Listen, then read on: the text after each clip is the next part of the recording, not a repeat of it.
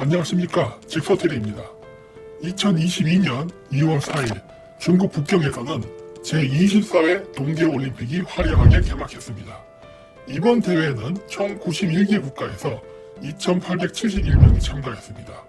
그러나 화려한 개막식으로 장안의 화제가 되었음에도 불구하고 북경올림픽은 시작부터 여러가지 논란의 이슈가 되고 있습니다.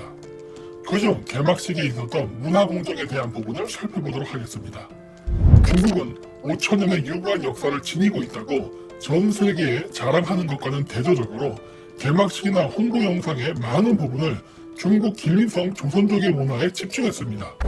조선족은 한민족과 뿌리가 같은 민족으로 한족과는 거리가 먼 민족일 뿐만 아니라 대다수의 중국인들이 평소에 먹지도 하지도 않는 김치를 홍보하고 풍물놀이나 강강수월래를 보여주며 이것이 중국의 문화라고 소개하는 건 무슨 의도일까요? 중국 공산당은 중국은 56개의 소수민족으로 이루어진 대가족이라고 주장하니 조선족의 문화가 들어갈 수도 있습니다. 그러나 중국 문화를 소개하는 영상에서 조선족의 문화가 차지하는 비율이 너무 높다는 게 문제인 것이죠. 개막식 행사에서 중국은 한복을 자주 노출시켜 한복이 중국의 것이라는 인상을 다른 나라의 외국인들이 가질 수 있게끔 악마의 편집을 많이 했습니다. 사실 중국은 올림픽 기간뿐만 아니라 그 이전부터 다른 나라의 전통 문화를 자신의 것으로 포장하는 문화 공정을 오랫동안 해왔습니다. 일제강점기에 윤구경 씨가 작곡한 반달이라는 도요도 중국에서는 자신들의 노래인 양 포장하여 공연을 했습니다.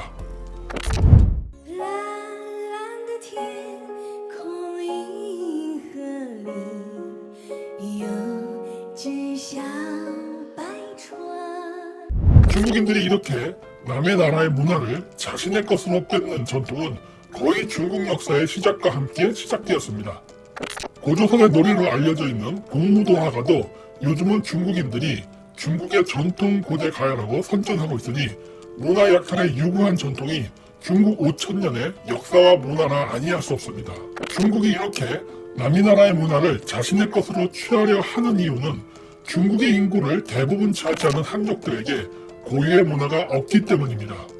중국의 역사를 보면 중원 대륙에서 한족이 나라를 세운 건 한 나라 정도입니다.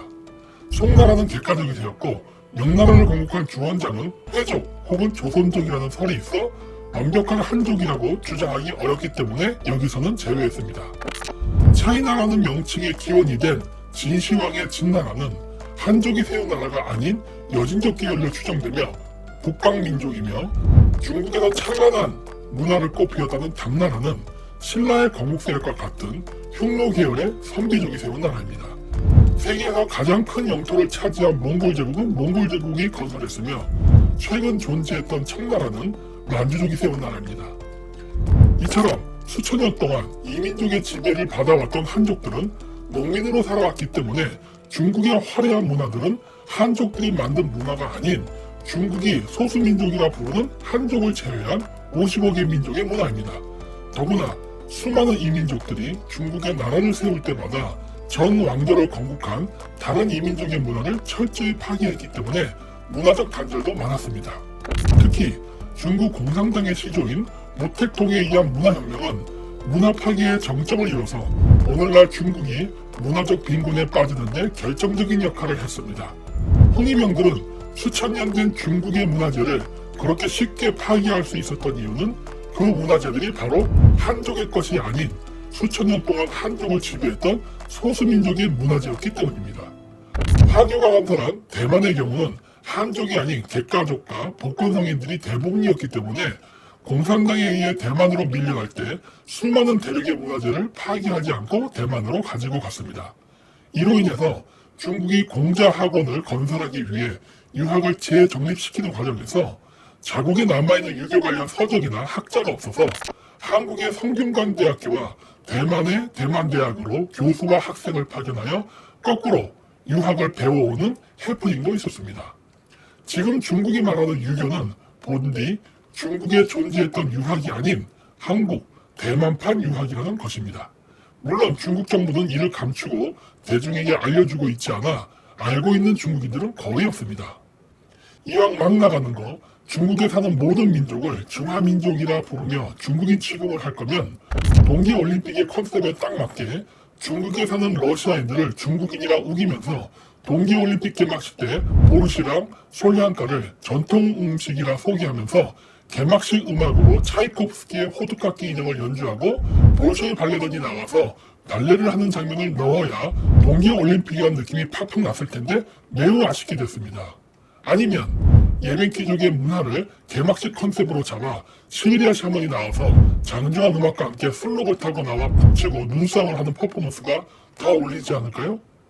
지구 온난화 때문에 눈도 내리지 않는 한반도의 문화를 동계올림픽의 컨셉에 비중 있게 넣는 건 중국이 가지고 있는 많은 소수민족의 옵션에서 너무 빈약한 선택이 아닌가 생각합니다. 여하튼 코로나19와 미중 무역전쟁, 부동산 폭망으로 재연임의 장벽이 많은 시진핑 주석이 금메달이라도 많이 따서 중국 인민의 시선을 딴 데로 돌리고 연임에 성공하기를 기원합니다. 시진핑 화이팅! 직소테리의 게임은 계속된다.